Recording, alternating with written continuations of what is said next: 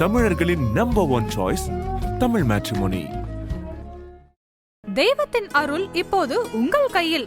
100% தூய்மையான silver coin உங்கள் இஷ்ட தெய்வத்தின் அழகான உருவத்துடன் உடனே ஆர்டர் செய்ய நிபுராவை அணுகுங்கள். வீட்டில் இருக்கக்கூடிய செல்ல பிராணிகள், மரம், இதுக்கு கூட வாஸ்து பார்க்கணும் அப்படின்லாம் சொல்றாங்களா சார்? இது உண்மையா? ஒரு பூனைக்குட்டியை ஒரு கூண்டில் போட்டு வளர்க்கலாம்.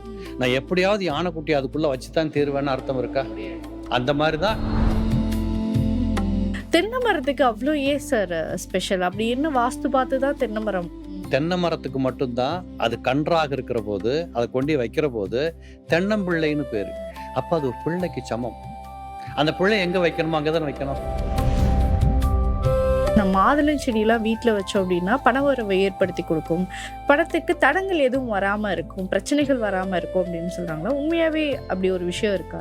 அந்த மகாலட்சுமியோட அம்சமே என்னன்னு கேட்டீங்கன்னா, கை இப்படித்தான் வச்சிருப்பாங்க, குடம் இப்படித்தான் கொட்டிக்கிட்டு இருக்கும். குவிழ்ந்த நிலைதான் மகாலட்சுமி, கொடுக்கின்றவளாக இருக்கிறார். அதே போல மலர்கள், எந்தெந்த மலர்கள் எல்லாம் குவிந்த நிலையில் இப்படி தொங்கி அந்த மலருக்கு பின்பக்கத்துல காய் உருவாகுதோ அந்த மலர்கள் எல்லாத்துக்குமே அந்த ஈர்ப்பு சக்தி அதிகம். உடஞ்சு போன பொருட்களை வீட்டுக்குள்ள வைக்காதீங்க. இப்போ உதாரணத்துக்கு 2-3 சேர் வச்சிருப்பாங்க, ஒன்று உடஞ்சு போயிருக்கும். அந்த சேரை இன்னொரு சேர் மேல தூக்கி போட்டு யாராவது வந்து உட்கார வைப்பாங்க. இதெல்லாம் பாக்குறோம். இதெல்லாம் தரித்திரத்திலும் உச்சக்கட்ட தரித்திரம். அதெல்லாம் முதல்ல செக் அவுட் பண்ணிடணும். இந்த பொருள் வீட்டில் கண்டிப்பா வைங்க. உங்களோட லைஃப்லயும் ஒரு பெரிய பிரச்சனையில இருந்து அது சின்ன பிரச்சனையா மாறுங்கிறதுக்கு ஏதாவது சிம்பிள் டிப்ஸ் கொடுக்க முடியுமா? வீட்டு வாசல்ல உள்பக்கம் பார்த்து மகாலட்சுமி படத்தை மாட்டுங்க, வெளிப்பக்கம் பார்த்து ஆஞ்சநேயர் படத்தை மாட்டுங்க. ஆதன் ஆன்மீகம் நேயர்களுக்கு வணக்கம். நான் உங்கள் விஜய் பிரியா. ஆன்மீகம் தொடர்பான சந்தேகங்களுக்கு நம்ம ஒவ்வொரு நாளும் தீர்வு கொடுத்துட்டு இருக்கோம். இந்த நேர்காணல நம்ம கூட யார் இணைஞ்சிருக்காங்க அப்படின்னு பார்த்தீங்கன்னா, பிரபல ஜோதிடர் மற்றும் வாஸ்து நிபுணருமான ராமலிங்கம் ஐயா அவர்கள் தான் நம்ம கூட இருக்காங்க. அவங்க கிட்ட நிறைய விஷயங்கள் நம்ம கிட்ட தெரிஞ்சுக்கலாம். வணக்கம் சார். சார், நம்ம நிறைய விஷயங்கள் பேசினாலும் வாஸ்து அப்படிங்கிறது தொடர்ந்து நிறைய குழப்பங்களை ஏற்படுத்திக்கிட்டே தான் இருக்கு. அப்படி நம்ம பார்க்கும்போது ஒரு வீட்டினுடைய அமைப்பு வாஸ்து பார்த்து வைக்கிறோம், இந்தந்த திசைகளில் இந்தந்த விஷயங்கள் இருக்கணும், வீட்டில் கண்ணாடி இங்கே இருக்கணும், பீரோ இங்கே இருக்கணும் அப்படின்னு சொல்லி நம்ம பார்க்குறோம். வீட்டில் இருக்கக்கூடிய செல்ல பிராணிகள், மரம், இதுக்கு கூட வாஸ்து பார்க்கணும் அப்படின்லாம் சொல்றாங்களா சார்? இது உண்மையா? அதாவது வாஸ்துங்கிறது ஒரு பெரிய சப்ஜெக்ட். ஜோதிடம் எப்படி ஒவ்வொருவராலும் ஒவ்வொரு விதத்தில் சொல்லப்படுகிறதோ அந்த மாதிரி வாஸ்து என்பதும் அதே மாதிரி ஒவ்வொருத்தரும் ஒன்று சொல்றத பார்க்கலாம். அடிப்படை ஒன்று தான். ஜோதிடத்தில் 9 கிரகங்களை நீங்க வேற மாதிரி கூப்பிட போறதில்லை, நான் வேற மாதிரி சொல்ல போறதில்லை. அடிப்படை ஒன்றுதான். ஆனால் பார்க்கிற பாதை, விதம் என்பது மட்டும் வேற வேற. இது எல்லா இடங்கள்லையும் வாஸ்துலையும் ஜோதிடத்திலும் வேறுபடும். இப்போ உதாரணத்துக்கு இங்கிருந்து நீங்க பீச்சுக்கு போகணும், இந்த ரோட்டை பிடிச்சு போறீங்க, அந்த ரோடை பிளாக் பண்ணிட்டாங்க. அப்ப பீச்சுக்கு யாருமே போக முடியாதா? போக மாட்டீங்களா? நீங்க வேற ரோட் வழியா போறீங்கல்ல. அப்ப போய் சேருகிற இடம் ஒன்று, புறப்பட்ட இடமும் அதே இடம்தான், போகிற பாதை வேறு. இப்படித்தான் இந்த கருத்துக்களின் பேதங்கள் இதுல இருந்துகிட்டு இருக்கு. இப்ப வாஸ்துவை பொறுத்தளவு நீங்க கேட்ட கேள்வி என்னன்னா, மரம் வைக்கிறது இந்த மாதிரி பாக்குற போது பெரும்பாலும் சில மரங்களை வீட்டில் வளர்ப்பது சரியில்லைன்னு சொல்றது உண்டு. அது எப்படி எடுத்துக்கிட்டீங்கன்னா, மணக்காத பூக்களை பூக்கிற மரம். இப்ப எக்ஸாம்பிள் அரளி மரம் வைக்கிறோம், அரளிப்பூல மனம் இருக்காது. அதனால அரளிப்பூவை வீட்டு பக்கத்துல வச்சுக்கிட்டா நல்லது. அது ஒரு பயங்கர ஒரு வைப்ரேஷனை கொண்டாந்து கொடுக்கும். ஆனா வீட்டுக்கு உள்ள வைக்காதீங்க. காம்பவுண்ட் வாலுக்கு வெளியில வச்சுக்கோங்க. இப்போ உங்க காம்பவுண்ட் வாலுக்கு வெளியில ரோடு இருக்கு, ரோட்டை ஒட்டி இடம் இருக்குது, அது ஓரமா நீங்க வரிசையா வச்சுக்கோங்க, பூக்கட்டும், எல்லாம் பண்ணட்டும். இப்ப பாருங்க, அரளிப்பூவை ஹைவேல பாத்தீங்கன்னா எல்லா இடத்துலயும் பூத்துக்கிட்டு இருக்கு. இதெல்லாம் ரொம்ப நல்ல குட் வைப்ரேஷன். போறவங்க வர்றவங்களுக்கு ஒரு பாதுகாப்புன்னே சொல்லலாம். அப்படிப்பட்ட ஒரு வைப்ரேஷன். அதை நீங்க வீட்டு பக்கத்துல வச்சுக்கலாம். ஆனா அதை வீட்டுக்குள்ள கொண்டு போகக்கூடாது. அப்ப வீட்டுக்குள்ள கொண்டு போகும்போது என்ன ஆகும்னு கேட்டீங்கன்னா, அது ஒரு விதமான நெகட்டிவை கிரியேட் பண்ணும். எப்படின்னு கேட்டா, அது இருப்பதற்கு விசாலமான ஒரு இடம் தேவை. இப்போ உதாரணத்துக்கு ஒரு பூனைக்குட்டியை ஒரு கூண்டுல போட்டு வளர்க்கலாம். நான் எப்படியாவது யானைக்குட்டி அதுக்குள்ள வச்சுதான் தீர்வேன்னு அர்த்தம் இருக்கா? அந்த மாதிரிதான் இந்த அரளி செடியை வீட்டுக்குள்ள வச்சு வளர்க்கறது. அதனால அரளி மாதிரி இந்த மாதிரி மணக்காத பூக்களை கொடுக்குற இதெல்லாம் வைக்கக்கூடாது. இதெல்லாம் வீட்டுக்கு வெளியில வச்சுக்கணும். இப்போ சில பேர் இப்போ சுகர் வருது, எங்களுக்கு சுகருக்கு இந்த ஆவாரம்பூ செடியை வச்சுக்கிட்டு அதை இலையை பிடிச்சோ பூ நல்லா இருக்குன்றாங்க. வளர்த்துக்கோங்க. தொட்டியில வீட்டுக்குள்ள வைக்காதீங்க, வீட்டுக்கு வெளியில வச்சுக்கோங்க. வீட்டுக்கு வெளியில வச்சுக்கிட்டீங்கன்னா அது ஒரு பிரச்சனையும் உங்களுக்கு தரப்போறது இல்லை. ஆனா காம்பவுண்டுக்கு உள்ள இருக்கிறது மட்டும்தான் அவங்களுக்கு பிரச்சனை. இப்போ உதாரணத்துக்கு இது இப்படி கூட இருக்கலாம். அப்பார்ட்மெண்ட்ஸ் இருக்கு. அப்பார்ட்மெண்ட்ஸ்ல நீங்க ஒரு 10வது மாடி, 7வது மாடி, 4வது மாடியில் இருப்பீங்க. அது உங்க காம்பவுண்டுக்குள்ள எங்கேயாவது இருக்கும். அது ஒரு பிரச்சனையும் இல்லை. தனி வீடாக இருந்தால் காம்பவுண்டுக்கு வெளியில வைங்க. அப்பார்ட்மெண்ட்ஸ் ஆக இருந்தால் நீங்க ஒரு 10 பேர் 20 பேர் மொத்தமா குடியிருக்கிற இடத்துல அது கீழே இருக்க போகுது. கீழே ஸ்டில்ட் போட்டு கட்டியிருப்பாங்க, பார்க்கிங் தான் இருக்கும். அந்த மாதிரி இடங்கள்ல உள்ள வச்சுக்கலாம். ஓகே. சார் இந்த பொதுவா கிராமங்கள்லலாம் வந்து பார்த்தீங்கன்னா, தென்னை மரம் வீட்ல இருந்தா கூட வீட்ல வைக்கணும் அப்டின்னா கூட அத வாஸ்து பார்த்து வைப்பாங்க அப்டின்னு சொல்லுவாங்க. தென்னை மரத்துக்கு அவ்ளோ ஏன் சார் ஸ்பெஷல்? அப்டி என்ன வாஸ்து பார்த்து தான் தென்னை மரம் தென்னை வைக்கணுமா? மரத்த நீங்க சிம்பிளா தென்னை மரம்னு சொல்லிட்டீங்க. ம். அது கிராமத்துல என்ன சொல்லுவாங்க உங்களுக்கு தெரியுமா? நீங்க தென் மாவட்டத்து பொண்ணு உங்களுக்கு தெரிஞ்சிருக்கணும். ஓகே. தெரியாது. தெரியல. தென்னம்பிள்ளைம்பாங்க. ஆ கேள்விப்பட்டுருக்கேன் சார். பிள்ளை. தென்னம்பிள்ளைம்பாங்க. ம். அப்ப என்னன்னா, எந்த மரத்திற்குமே அந்த பிள்ளைங்கிற பேர் கிடையாது. ம். தென்னை மரத்துக்கு மட்டும் தான் அது கன்றாக இருக்கிற போது, அத கொண்டோய் வைக்கிற போது தென்னம்பிள்ளைன்னு பேரு. ஆ. அப்ப அது ஒரு பிள்ளைக்கு சமம். அந்த பிள்ளை எங்க வைக்கணுமோ அங்க தானே வைக்கணும். கண்டிப்பா. இல்லையா? அது இன்னொன்னு சொல்றது உண்டு. ஒத்த புள்ள விளங்காதுன்னு ஒரு பழமொழி உண்டு ம். கிராமங்கள்ல. இல்லையா? ஆமா. அது மாதிரி தென்னம்பிள்ளைய ஒத்த மரமா வைக்கக்கூடாது. ம். 2ஆ வைக்கணும்பாங்க. அப்ப இது எங்க இருக்கணும், எங்க இருக்கக்கூடாதுன்னு கேட்டீங்கன்னா, வீட்டுக்கு தென்புறங்களில், மேற்கு புறங்கள்ல இதெல்லாம் தென்னை மரம் வைக்கலாம். வரிசையா வேணாலும் வச்சுக்கலாம். ம். நீங்க கிழக்கு பக்கத்துல, வடகிழக்குல இந்த மாரி தென்னை மரத்த வச்சா, ஒருவேளை உங்க வீடு 10 மாடி ஹைட்டுக்கு இருந்ததுன்னு வச்சுக்கோங்களேன், தென்னை மரம் அவ்வளவு உயரம் வளரப் போறதில்ல. வச்சுக்கலாம். இது என்ன தாத்பரியம்னு கேட்டீங்கன்னா, கிழக்கு பார்த்தோ, வடக்கு பார்த்தோ ஒரு வீடு இருக்குது அப்படின்னா, அந்த வீட்டுக்கு வெளியில் இருக்கக்கூடிய தென்னை மரம் வீட்டை விட வளர்த்தியா இருக்கக்கூடாது. ம். அதற்காக அந்த தென்னை மரத்த அந்த கார்னர்ல வைக்காதீங்கம்பாங்க. இப்ப வச்சு வளர்ந்துருச்சு என்ன பண்ணலாம் அப்படின்னு கேட்டீங்கன்னா, அந்த இடத்த வீட்ட வசதிக்கலாம். ம். அதே மாரி 1 இருந்ததுன்னா அது பெரிய தோஷத்த கொடுக்கும். ஓகே. அதே 2, 3 தென்னை மரம் அந்த ஓரத்துல இருந்துச்சுன்னு வச்சுக்கோங்க, அது பெரிய தோஷமெல்லாம் ஒண்ணும் இல்ல. ஓகே. இப்படி தென்னை மரத்துக்கும் சில இம்பார்ட்டன்ஸான தியரிகள் உண்டு. ஓகே. சார் நான் இன்னொன்னு சொல்லுவாங்க கேள்விப்பட்டு தெரியுமா? ஆ. உங்களுக்கு கிராமத்துல வீட்டுக்கு முன்னாடி ஒத்த பனை மரம் நின்னா அத வெட்டிடுவாங்க. ஆமா. ஒத்த பனை மரத்த வளர்க்க மாட்டாங்க. அதுக்கு விஞ்ஞானபூர்வமாக ஒரு காரணம் என்ன சொல்றாங்கன்னு கேட்டீங்கன்னா, எப்பொழுதுமே மரங்கள் வீட்டை விட உயரமாக இருந்தால், மழை காலத்துல இடி என்பது மரத்தின் தலையில விழும். ஆமா. மரம் ஒடிஞ்சு கீழ விழுகிறதுக்கான வாய்ப்புகள் இருக்கு. இருக்கு. அப்ப நீங்க வீட்ட ஒட்டி வடகிழக்கு மூலையில பூஜை ரூமோ, பெட்ரூமோ வச்சிருப்பீங்க. அது மேல மின்னலோ, இடியோ விழுந்தா, அது உங்க வீட்ட கேட்கும், வீட்ட பாதிக்கும். அதனால வடகிழக்குல வைக்காதீங்க. அப்படிங்கிற பழக்கமும் உண்டு. இது எல்லாமே நம்ம ஆளுங்க அந்த காலத்துல சாஸ்திரம் என்று சொல்லப்பட்டது அத்தனையிலையுமே தெரிஞ்சோ, தெரியாமையோ விஞ்ஞானபூர்வமாக அவர்கள் விஞ்ஞானம்னா டெலஸ்கோப் வச்சு வானத்த பார்க்கல. இயற்கையை அளர்ந்து பார்த்து, அனுபவப்பட்டு, இந்த நேரத்துல இப்படி இடி விழுகுது, மின்னல் விழுகுது. அப்ப இந்த இடத்துல மரம் இருக்கக்கூடாது, இருக்கலாம். இப்படிங்கிறது தான் அந்த விதி. Okay sir. சார் இந்த முக்கியமா தென்னை மரம் விஷயத்திலேயே நான் ஒரு விஷயம் கேள்விப்பட்டிருக்கேன். இது ஃபேமிலி சைட்லயே நெறைய பேர் சொல்லி கேள்விப்பட்டிருக்கேன். தென்னை மரம் வளர்ந்ததுக்கு அப்புறம் அதுல முதல் காய் காய்க்கும்ல. அப்ப அந்த முதல் காய் வரும்போதிலே அந்த வீட்டுக்கு வந்து ஒண்ணு பொருளாதார நஷ்டம் வந்து ஏற்படும். இல்லன்னா உயிர் பலி ஏற்படும் அப்படின்னு சொல்றாங்க. அது உண்மையாவே அப்படி நடக்குமா? அது தோஷத்தினால அப்படி நடக்குமா? அப்படியெல்லாம் இல்ல. அப்படிலாம் அது ஏதோ வந்து குருவி விழுந்தது, காய் ஓகே. பழம் விழுந்தது மாரி இருக்கும். தென்னை மரம் காய்த்தால் முதல் காய் வருகிற போது குடும்பத்தில் இழப்புகள் வரும் அப்படிங்கிறது எனக்கு தெரியும். அது வாஸ்து சாஸ்திரத்தில் இல்ல. வேற ஏதாவது சென்டிமெண்டா இவங்க ஏதாவது கணக்கு போட்டு அத கண்டுபிடிச்சாங்களான்னு தெரியல. ஓகே. பட் ஆனா இது நெறைய கமெண்ட்ஸ்லயும் நான் பார்த்திருக்கேன் சார் நான். இருக்கலாம். ஒரு அனுபவபூர்வமாக யாராவது இத கண்டுபிடிச்சிருக்கலாம். ம். ஆனா தென்னை மரத்தை பொறுத்தளவு இது எப்படி காய்த்தாலும், அது மரமாக இருந்தாலும், என்ன செய்தாலும் அது குடும்பத்திற்கு பலம் தான். கண்டிப்பா. சார் பொதுவா நம்ம பழக்கத்துல ஒரு அதாவது விஷயம் சொல்லலாம். தென்னம்பிள்ளைக்கு தென்னை மரத்துக்கு ஒரு முக்கியமான காரணம். நம்ம ஆளுங்க வாழைப்பழத்துக்கும், தேங்காய்க்கும் முக்கியத்துவம் குடுத்தாங்க. ம். புரியுதா? இதுல வாழைப்பழத்த உரிச்சதுக்கு அப்புறம் திரும்ப மூட முடியாது. ஆமா. வாழைப்பழத்த உரிச்சாச்சுன்னா அது முடிஞ்சு போச்சு. தேங்காய உடைச்சாச்சுன்னா அது முடிஞ்சு போச்சு. இந்த 2ம் அவ்வளவுதான். இது எப்படின்னு கேட்டீங்கன்னா, இந்த பிறவி என்பது இப்படித்தான் முடியணும் ம். அப்படிங்கிற அடையாளங்கள். ஓகே. அதனால தான் கோயிலுக்கு போகும்போது கூட தேங்காயும், வாழைப்பழமும் கையில எடுத்துட்டு போறது. கண்டிப்பா.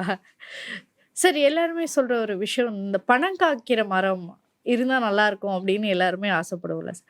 ஆனா சில பிளானட்ஸ் எல்லாமே வந்து வீட்ல நம்ம வச்சுட்டோம் அப்படின்னாலே, அது உண்மையாவே பணவரவ ஏற்படுத்தி குடுக்கும் அப்படின்னு சொல்லுவாங்க. நெறைய பேர் சொல்லி நான் கேள்விப்பட்டிருக்கேன். இந்த மாதுளை செடிலாம் வீட்ல வச்சோம் அப்படின்னா, பணவரவ ஏற்படுத்தி குடுக்கும். பணத்துக்கு தடங்கல் எதுவும் வராம இருக்கும். பிரச்சனைகள் வராம இருக்கும் அப்படின்னு சொல்றாங்களா? உண்மையாவே அப்படி ஒரு விஷயம் இருக்கா சார்? அது சாஸ்திரத்துல என்ன சொல்லப்பட்டிருக்குன்னா, இந்த குவிந்த மலர்கள் இருக்கு பார்த்தீங்களா? ம். இப்போ உதாரணத்துக்கு அரளிப்பூ கூட குவிந்த மலர் தான். ஆமா. அதனால இந்த குவிந்த மலர்கள்னு ஒரு சிலதெல்லாம் இருக்கு. இதுல ஒண்ணு தான் நீங்க சொல்ற மாதுளம்பூ. ஓகே. இந்த செடிகள் எல்லாத்துக்குமே வந்து மகாலட்சுமி ஈர்த்துக் கொள்ளுகிற சக்தி உண்டு. ம். அந்த மகாலட்சுமியோட அம்சமே என்னன்னு கேட்டீங்கன்னா, கை இப்படித்தான் வச்சிருப்பாங்க. குடம் இப்படித்தான் கொட்டிக்கிட்டு இருக்கும். குவிழ்ந்த நிலைதான் மகாலட்சுமி. கொடுக்கின்றவளாக இருக்கிறா. அதே போல மலர்கள் எந்தெந்த மலர்கள் எல்லாம் குவிந்த நிலையில் இப்படி தொங்கி, அந்த மலருக்கு பின்பக்கத்துல காய் உருவாகுதோ, ம். அந்த மலர்கள் எல்லாத்துக்குமே அந்த ஈர்ப்பு சக்தி அதிகம். பண உறவுகளை கொடுக்கும், ஒரு நல்ல ஒரு வைப்பை கிரியேட் பண்ணும், ஒரு எதிர்மறை சக்திகளிலிருந்து மீண்டு வருவதற்கு தெம்ப கொடுக்கும், நல்ல எண்ண ஓட்டங்கள் வரும். அது கூடவே இன்னும் சொல்ல போகணும்னா பிராண வாயு இருக்கு இல்லையா, ஆக்சிஜன் சொல்றோம்ல, இந்த வாயுக்களின் தன்மை அதிகப்படுத்தும். அதே போல எந்தெந்த செடிகளின் இலைகள் எல்லாம் சின்ன இலையா இருக்கிறது, இப்போ உதாரணத்துக்கு மருதாணி இலை சின்ன இலையா இருக்கும், அகத்திக்கீரை சின்ன இலையா இருக்கும், இந்த சின்ன இலைகளை உடையது.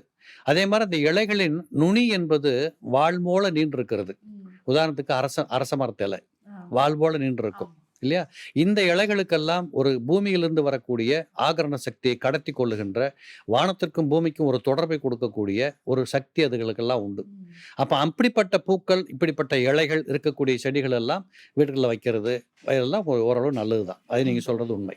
Okay sir. சார், என்னென்ன செடிகள் வந்து வீட்ல வளர்க்கறது ரொம்ப நல்லா இருக்கும்? இப்ப நிறைய பேர் வந்து இந்த மணி பிளான்ட் அப்படிங்கிற ஒரு விஷயம் வந்து வளர்க்குறாங்க. உண்மையாவே அது பண உறவை ஏற்படுத்துமா சார்? மணி பிளான்ட் நிறைய இடங்கள்ல வளர்க்குறாங்க, சில இடங்கள்ல வளரவே மாட்டேங்குது, நின்னே போகுது. நிறைய பேருக்கு கொடி அது மாதிரி ஆமா, வீடு ஃபுல்லா படர்ந்து போகும். படர்ந்து இந்த இருக்கும். மணி பிளான்ட்டுங்கிறது நான் ஒரு 30 வருஷத்துக்கு முன்னாடி பார்த்தது இல்லை. இப்பதான் அநேக இடங்கள்ல வீடுகள்ல நகர்ப்புறத்தங்களை பார்க்க முடியுது. அதோட இது உண்மை எனக்கு புரியல, தெரியல. ஆனால் உண்மையாக சொல்லணும்னா சில செடிகள் வைக்கிறது நல்லதுதான். உதாரணத்துக்கு சொல்ல போகணும்னா இன்னைக்கு கடைகள்ல எத்தனையோ செடிகள் விற்கிறாங்க. என்னை பொறுத்தளவு பூக்கின்ற செடிகளை வாங்கி வீட்டில் வைங்க, மரமாகாத செடிகளை வீட்டில் நடுங்க. ஒரு செடி வச்சீங்கன்னா அது மரமா வந்துடும். அந்த மரமா போய் திரும்ப அதை வெட்டிக்கிட்டு பண்றதெல்லாம் வைக்காதீங்க. குறுஞ்செடிகள்னு சொல்லுவோம் இல்லையா, இந்த குறுஞ்செடிகள், மலர்ச்செடிகள் இது எல்லாமே வீட்டுக்கு நன்மை செய்யும். ஆனால் அதுல ஏதாவது ஒரு வாசனை வரணும். பூ வாசனைங்கிறது அந்த பூவுக்கு இருக்கணும். பூ வாசனையே இல்லைன்னா அதுக்கு பேர் பூ இல்லை. அப்ப ஏதாவது ஒரு வாசனை இருக்கணும். அப்படிப்பட்ட செடிகள் எதுவா இருந்தாலும் வாங்கி வைக்கலாம். உதாரணத்துக்கு நீங்க சொன்ன மாதிரி இப்போ அரளியை வெளியில வைக்கலாம், மல்லிகைப்பூ செடி வீட்டில் வைக்கலாம், அது கொடி மாதிரி படரும், ஆனா வெட்டி விட்டாலும் பூத்துக்கிட்டே இருக்கும். மல்லி வைக்கலாம், ரோஸ் வைக்கலாம். ரோஸ் எல்லாம் சென்னைவதற்கு வராது, ஆனா வருமானம் இருந்தால் ரோஸ் வைக்கலாம். அதெல்லாம் பார்க்குற போதே வந்து ஒரு வைப்பு கிரியேட் பண்ணும். அந்த இன்னொன்று சொல்றது உண்டு, எந்த இலைகளிலெல்லாம் முள் இருக்கிறதோ அந்த அந்த பூக்களும் அந்த வைப்ரேஷனை கிரியேட் பண்ணும். அப்படிப்பட்ட வாய்ப்புகளும் உண்டு. அதுல ரோஸுக்கு வந்து காம்புலேயே முள் இருக்கும், இதெல்லாம் உண்டு. இப்படி வாசனையுடைய மலர்கள், கலர் இருக்கக்கூடிய மலர்கள் இதெல்லாமே வீட்டுக்குள்ள வைக்கிறது நல்லதுதான். சிம்பிளா சொன்னா நம்ம போட்டோவுக்கு சாமிக்கு எந்த பூவெல்லாம் போடுவோமோ அதெல்லாம் வீட்டில் வளர்த்துக்கலாம். Okay sir. அதே மாதிரி இந்த செல்ல பிராணிகளான நாய், பூனை இதெல்லாம் வளர்க்குறதுக்கும் நிறைய பேர் ஜாதகம் பார்க்குறாங்க. இப்போ நான் நாய் வளர்க்கலாமா, இந்த ப்ரீடு வந்து வளர்க்கலாமா, எனக்கு அது செட் ஆகுமா அப்படின்னும் நிறைய பேர் ஜாதகம் பார்க்குறவங்கள நம்ம பார்த்துருக்கோம். ஸோ செல்ல பிராணிகளுக்கும் ஜாதகத்துக்கும் என்ன சார் சொல்லுங்க? நிறைய உண்டுமா. இது நீங்க இப்போ இந்த கேள்விக்கு நான் இப்படி ஒரு பதில் சொல்றேன். கிராமங்கள்லயே கூட சில குடும்பங்கள் ஆடு வாங்கினா பூரா செத்து போயிடும். ஆமா, சில திடீர்னு குடும்பங்கள்ல ஏதாவது நோய்கள் வந்து மொத்தமா மொத்த ஆடும் இறந்து போயிடும். போயிடும். சில குடும்பங்கள்ல மாடு வாங்கியிருப்பாங்க. அழகா அந்த மாடு பெருசாகி நல்ல கன்று போடுகிற தருணத்துல இன்னொரு 25 நாள் கழிச்சு அந்த மாடு கன்று போட போகுதுன்னா ஏதோ ஒன்று செத்து போயிடும். அது டாக்டர்கிட்ட கேட்டாங்கன்னா இது விஷக்கடி அப்படி இப்படி ஏதோ ஒரு காரணம் சொல்லிட்டு போயிடுவாங்க. இது காரணமே கண்டுபிடிக்க முடியல விஞ்ஞானத்துல. அப்ப இது எங்க கொண்டு போய் சேர்க்கறதுன்னா அங்கதான் ஜாதகம் பேசுது. என்ன சொல்லுதுன்னா, உங்கள் ஜாதகத்தில் லக்னத்திற்கு 4ஆம் பாவாதிபதி வலுத்து இல்லைன்னா உங்களுக்கு எந்த பிராணிகளும் வீட்டுல தங்காது. 5ஆம் இடம் 4ஆம் இடத்துக்கு பக்கத்து வீடு. 4ஆம் இடம் வலு இழந்திருந்தால் பெற்ற பிள்ளைகளையே கவனமா வளர்க்கணுங்கிறத நாங்க சொல்லி கொடுப்போம். நீங்க அதை விட்டு நாய் பூனர் போனா என்ன அர்த்தம்? அப்ப என்ன ஆகும்னா இதுவே அங்க இடைஞ்சலை கொடுக்கும். இப்ப நிறைய குடும்பங்கள்ல பாருங்க, உங்க குழந்தைக்கு அடிக்கடி சளி வருது, உங்க வீட்டுல பூனை வளர்க்கறதான் காரணமா, இந்த ரெண்டும் கனெக்ட் ஆகும். அப்ப 4ஆம் இடம் என்பது உங்களுக்கு வலு இழந்து போச்சு. நீங்க பூனை வளர்க்கக்கூடாது, நாய் வளர்க்கக்கூடாது, கிளி வளர்க்கக்கூடாது. அதையும் மீறி வளர்க்குற காரணத்தினால அது ஏதோ ஒரு வகையில உங்களுக்கு இடைஞ்சலை கொடுக்கும். அது எங்க இடைஞ்சல் வரும்னு கேட்டா 4க்கு அடுத்த இடம் 5ஆம் இடம். அப்ப 5ஆம் இடம் பிள்ளைகளுக்கு துன்பங்களை கொடுக்கலாம், அல்லது உங்களுடைய சுவாசத்துல கோளாறுகள் வரலாம், இப்படிங்கிற தன்மைகளை கொடுக்கும். அப்போ ஒரு ஜாதகத்தின் அடிப்படையில 4ஆம் இடம், 4க்கு 4ஆம் இடம், 7ஆம் இடம், அந்த 7க்கு 7ஆம் இடம் லக்னம், இந்த மாதிரி இடங்கள்ல கிரக சஞ்சாரங்கள் இருக்கணும். அதுலயும் சுபகிரகங்கள் இருந்தா தான் அதெல்லாம் நாய் வந்தாலும் கூட உங்க வீட்டுக்குள்ள அதுவும் மகிழ்ச்சியா இருக்கும், சந்தோஷமா இருக்கும். அதை பார்த்து நீங்க மகிழ்ச்சியா இருக்கலாம். இப்ப எத்தனையோ வீடுகள்ல ஆசைக்கு வாங்கிட்டு ஒரு 3 மாசம் 6 மாசம் வச்சிருந்துட்டு எங்கேயாவது கொண்டு ரோட்ல விட்டு போறாங்க. இதெல்லாம் பெரும்பாவம். அதுக்கு வேற யாரையும் தெரியாது உங்களை தவிர இந்த உலகத்துல. அதை கொண்டு ரோட்ல விட்டுட்டு போனா என்ன அர்த்தம்? இன்னும் சில பேர் கொண்டு எங்கேயாவது ஒரு யார்ட்டையா வளர்க்குறவங்க கிட்ட கொடுக்குறாங்க. இதெல்லாம் முன்னக்கூட்டி யோசனை பண்ணி செய்யுங்க. பாவத்தை செய்யறது ரொம்ப ஈஸி. அதை செஞ்சா அதுக்கு பரிகாரம் நீங்க பண்ணிதான் தீரணும், அனுபவிச்சு தான் தீரணும். அதனால தேவையில்லாத வேலைகளை செய்ய தேவையில்லை. கண்டிப்பா. இந்த நம்ம வீட்டுக்கு ஒரு பிரச்சனை வரப்போகுது, இல்ல ஒரு நபருக்கு வந்து ஏதோ ஒரு ஆபத்து வரப்போகுது அப்படிங்கிறத முதல்ல வந்து அறிகுறி காட்டுறது வந்து நம்மளோட வீட்ல இருக்கக்கூடிய செல்ல பிராணிகள் செல்லப்பிராணி. அப்படின்னு சொல்லுவாங்க. அது எப்படி சார் கண்டுபிடிக்கிறது? இல்ல நெறைய இடங்கள்ல பார்த்தீங்கன்னா, தேவையில்லாம அது ஒரு ரியாக்ட் பண்ணும். ம். இப்ப இத்தன நாள் நீங்க வீட்டுக்கு போறீங்க. உங்கள பார்த்து வரவேற்று சந்தோஷப்பட்ட அந்த நாய்க்குட்டி அன்னைக்கு வரவேற்காது. ம். இல்ல ஒரு மாரி டல்லா இருக்கும். இல்ல நீங்க சாப்பாடு போட்டா தான் சாப்பிட்டுன்ட்டு இருந்தது, அன்னையிலருந்து சாப்பிட மறுக்கும். ம். அப்ப நீங்க நினைப்பீங்க, இதுக்கு ஏதோ உடம்பு சரியில்ல அப்படின்னு டாக்டர கூப்பிடுவீங்க. ஸோ இதெல்லாம் பண்ணி பார்த்தா அது செத்தே போயிடும். ம். கடைசில பார்த்தா தான் தெரியும், உங்கள் ஜாதகத்துல ஏதோ ஒரு பெரிய கண்டத்திற்கு சமமான ஒரு தன்மை இருந்திருக்கும். ம். இதுக்கு தாங்க ஜாதகத்துல அந்த தன்மை இருந்து வளர்க்கக்கூடிய வாய்ப்பு இருந்து வளர்த்தா இப்படிப்பட்ட நன்மைகள் உண்டு. ஓகே. இப்போ உங்களுக்கு பதிலா அது தன்னை சுமந்துக்கிறதில்ல. ம். கிராமங்கள்லயே சொல்லுவாங்க. வீட்ல நாய் செத்து போச்சு, இல்ல மாடு செத்து போச்சு அப்படின்னா, வீட்டுக்குள்ள யாருக்கோ வர வேண்டிய துன்பத்தை அதுகள் தங்கள் வாங்கிட்டு போகுதுன்னு அர்த்தம். இந்த ம். விஞ்ஞான உலகத்துல இதெல்லாம் நம்ப மாட்டாங்க. ஆனா ம். அனுபவப்பட்டவங்களுக்கு தான் தெரியும். ஏதோ விஞ்ஞானமோ, மெஞ்ஞானமோ அனுபவம் தான் வாழ்க்கை. என்னோட அனுபவத்திற்கு எது ஒத்து வருகிறதோ, அதுதான் எனக்கு விஞ்ஞானம். ம். யாரோ வெள்ளைக்காரன் எழுதி வச்சத போய் நான் படிச்சுட்டு, அது இப்படி இல்லையா, அப்படி இல்லன்னு கேட்கறக்கு நான் வருகிறது எனக்கு இல்ல. எனக்கு எது ஒத்து வரும்? என்னோட தர்மம் என்ன? நான் அனுபவித்தது என்ன? என் முன்னாடி என்ன நடக்குது? இதுதானே வேணும் நமக்கு. அது நிச்சயமா இப்படியெல்லாம் நடக்கிறது உண்டு. இத நீங்க சொல்றது அத்தனை உண்மை. Okay sir. நெறைய பேரு வந்து நம்ம இதனோட ஒரு நிமிஷம். இதனுடைய தாத்பரியமாக தொடர்ந்தது தான் அந்த காலத்துல கோயில்கள்ல ஆடு வெட்டுறது, ம். கிடா வெட்டுறது, நரபலியிடுறது. ஆமா. எப்படின்னு கேட்டா, அது நேர்த்திக்கடனே என்ன பண்ணுவாங்க? ஒரு குழந்தைக்கு உடம்பு சரியில்லாம இருக்கும். அப்போ அந்த காலத்துல அவ்வளவு மருத்துவம் இதெல்லாம் கிடையாது. ஆமா. சேவல அப்போ வேண்டிக்கிறேன். ஆடு என்ன வந்து பண்ணுவாங்கன்னா, இந்த பலி குழந்தை குடுக்குறேன். சௌரியமாயிடுச்சுன்னா, அந்த வியாதியிலருந்து தப்பிச்சுக்கிட்டா, நான் ஆடு வெட்டுறேன், கோழி வெட்டுறேன்னு ம். வேண்டிக்குவாங்க. அத கொண்டோய் பண்றாங்க. அப்ப அந்த இடத்துல ஏதோ ஒரு உயிருக்கு இப்பமே திட்டம் போட்டாங்க. ம். இதத்தான் நீங்க வீட்டுக்குள்ள நடக்கிற சமாச்சாரம், இந்த நாய் வளர்க்குறது, பூனை ஓகே. வளர்க்குறது. ஓகே. சார் இப்ப நெறைய பேர் வந்து இந்த பழங்கால பொருட்கள வீட்ல வந்து சேமிச்சு வைக்கிறாங்கல்ல. அது யூஸ்லெஸ்ஸா இருக்கும். இப்ப நெறைய பேர் வந்து ஓடாத கடிகாரத்த வீட்ல வந்து மாட்டி வச்சிருப்பாங்க. யூஸ் பண்ணாத ஏதோ ஒரு பொருட்கள வந்து வீட்ல போட்டு வச்சிருப்பாங்க. இதுவுமே வாஸ்துவுல நெறைய ஆபத்த குடுக்கும் அப்படின்னு சொல்றாங்க. அது உண்மதானா? உண்மதாம்மா. எப்பொழுதுமே மனிதனுடைய வாழ்க்கை அனுபவத்துல, நமக்கு தேவையற்றது யாருக்கோ தேவைப்படட்டும். தூக்கி ம். போட்டுறணும் வெளில. இப்போ ஒரு உதாரணத்துக்கு ஒரு வீட்ல உங்க வீட்ல வால் கிளாக் ஓடலைன்னா, அத உடனடியா செல்ல மாத்துங்க. இல்ல திரும்பவும் ஓடலைன்னா, யாருக்கோ குடுத்துருங்க. ம். அது வீட்ல இருக்கக்கூடாது. எப்பொழுதுமே பாருங்க, இயக்கம் என்பது இயங்கிக்கிட்டே இருக்கணும். அந்த இயக்கம் ஒரு இடத்துல தடைபடுதுன்னா, அது ஏதோ ஒரு விளைவ காட்டுதுன்னு அர்த்தம். ம். இப்போ உதவாத பொருளு, இப்போ நெறைய பேர் பார்த்தீங்கன்னா, கஞ்சத்தனமா மிச்சம் வைக்கிறதுக்கு உடைஞ்சு போன இரும்பெல்லாம் கூட ஒரு மூலையில போட்டு வச்சிருப்பாங்க. ஆமா. அதெல்லாம் அப்படி போடக்கூடாது. வீடு எப்பொழுதுமே பரிசுத்தமா இருக்கிறது, நல்ல நீட் அண்ட் கிளீனா இருக்கிறது, நல்ல வாசனையோடு வச்சுக்கிறது, இதெல்லாம் தான் வீட்டுக்குள்ள நல்லது நடப்பதற்கான அறிகுறிகளே. ஓகே. என்னைக்கு நீங்க தேவையற்ற பொருள வீட்டுக்குள்ள போட்டுக்கிட்டு, ஒரு நாத்தம் புடிச்ச மாதிரி, தேவையில்லாத வாசனையெல்லாம் வீட்டுக்குள்ள வச்சிருந்தா, அது காலப்போக்குல உங்களையே ஒரு மாரி டல் பண்ணி, உங்க உடம்ப கெடுத்து, நீங்க அந்த வாசனைக்கும், அந்த நிகழ்வுக்கும் தகுந்தபடி உங்க உடம்ப கெடுத்து அதோட மெர்ஜ் ஆயிடுவீங்க. ம். எந்த மொழியிலும் சொல்லாத வார்த்தை சுத்தம் சுகம் தரும்னா. சார் இப்ப வீட்ல வந்து நம்ம நெறைய பேர் வந்து அழகுக்காக வைக்கிறதாக இருக்கட்டும், இல்ல வாஸ்துக்காக வைக்கிறதாக இருக்கட்டும், இல்ல அதன் மீது ஒரு நம்பிக்கை வைக்கிறதா இருக்கட்டும், சில பொருட்கள்லாம் வந்து வாங்கி வைக்கிறாங்க. அதன் மீது ஒரு நம்பிக்கை அப்படிங்கிறத தாண்டி, இந்த விஷயம் நான் வச்சிருக்கிறேன். எனக்கு ஏதோ ஒரு நல்லது நடக்குதுப்பா அப்படின்னு. இந்த பொருள் வீட்ல கண்டிப்பா வைங்க. உங்களுடைய லைஃப்லயும் ஒரு பெரிய பிரச்சனையிலருந்து அது சின்ன பிரச்சனையா மாறுங்கிறதுக்கு ஏதாவது சிம்பிள் டிப்ஸ் குடுக்க முடியுமா? இல்ல இது சிம்பிளா 2, 3 தர்றேன். 1 முதல்ல வீட்ட எப்பொழுதுமே சுத்தமா வச்சுக்கோங்க. ம். இப்போ சில வீடுகளுக்குள்ள நுழைஞ்சீங்கன்னா, வீட்ல பெயிண்ட் இருக்காது. ம். குழந்தைகள்லாம் கண்ணாபின்னான்னு கோடு போட்டு வச்சிருக்கும். அத பார்க்கிறபோது நமக்கே மனசுக்குள்ள ஒரு சஞ்சலமா இருக்கும். ம். இதெல்லாம் இருக்கக்கூடாது. வீட்ட பொறுத்தளவு நீங்கள் எல்லா இடத்தையும் சுத்தமா வச்சுக்கிறீங்களோ இல்லையோ, அட்லீஸ்ட் பகல் பொழுதுகள்ல உட்கார்ந்து பேசுகிற இடத்த நல்ல நீட் அண்ட் கிளீனா வச்சுக்கோங்க நம்பர் 1. 2வது இந்த கிழிஞ்சு போன சோபா, ம். உட்கார்றதுக்கு தகுதியற்ற இருக்கக்கூடியது, இதெல்லாம் ஒரு ஓரமா வச்சிருப்பாங்க. யாராவது வந்தா கொஞ்ச நேரம் உட்கார்ந்துட்டு போட்டும் அப்படின்னு வச்சிருப்பாங்க. இதெல்லாம் உடனே தூக்கி வெளியில போடுங்க. ம். 2 உடைஞ்சு போன பொருள்கள வீட்டுக்குள்ள வைக்காதீங்க. ம். இப்போ உதாரணத்துக்கு 2, 3 சேர் வச்சிருப்பாங்க. 1 உடைஞ்சு போயிருக்கும். அந்த சேர இன்னொரு சேர் மேல தூக்கி போட்டு யாராவது வந்தா உட்கார வைப்பாங்க. ஆமா. இதெல்லாம் பார்க்குறோம். இதெல்லாம் தரித்திரத்திலும் உச்சக்கட்ட தரித்திரம். அதெல்லாம் முதல்ல செக் அவுட் பண்ணிடணும். இது. 3வது வீட்டுக்குள்ள எப்பொழுதுமே வயதானவங்க இருந்தா கொஞ்சம் அடிக்கடி நோய் வரதான் செய்யும். ம். அவங்கள முடிஞ்ச மட்டும் ஆரோக்கியமா வச்சுக்கணும். ஓகே. அது நோயின்னு பர்மனெண்ட்டாக வந்து டாக்டர்கிட்டே போய் தீர்த்துக்க முடியலைங்கிறது வேற விஷயம். சில பேர் கண்டுக்காமல் விட்டுடுவாங்க. அது அப்படித்தாங்க அப்படின்ட்டு விட்டுருவாங்க. இதெல்லாம் வீட்டுக்கு துன்பத்தை தரக்கூடிய அனுகூலங்களை கொடுக்கும். இது ஒன்று. இப்போ நீங்கள் கேட்ட மாதிரி எந்த பொருள்களை வாங்கி வச்சா நல்லா இருக்கும் அப்படின்னு எடுத்துக்கிட்டிங்கன்னா, இப்போ வீட்டு வாசல்ல உள்பக்கம் பார்த்து மகாலட்சுமி படத்தை மாட்டுங்க. வெளிப்பக்கம் பார்த்து ஆஞ்சநேயர் படத்தை மாட்டுங்க. இது வீட்டுக்கு தேவைப்படுகிற ஒரு நல்ல வைப்பை கொண்டாந்து கொடுக்கும். இல்லை வீட்டுக்கு வெளியில் வீட்டை பார்த்து தலைவாசலுக்கு வெளியில் நல்ல பிள்ளையார் படத்தை மாட்டுங்க. இதெல்லாம் ரொம்ப பிரமாதமான அம்சத்தை கொடுக்கும்.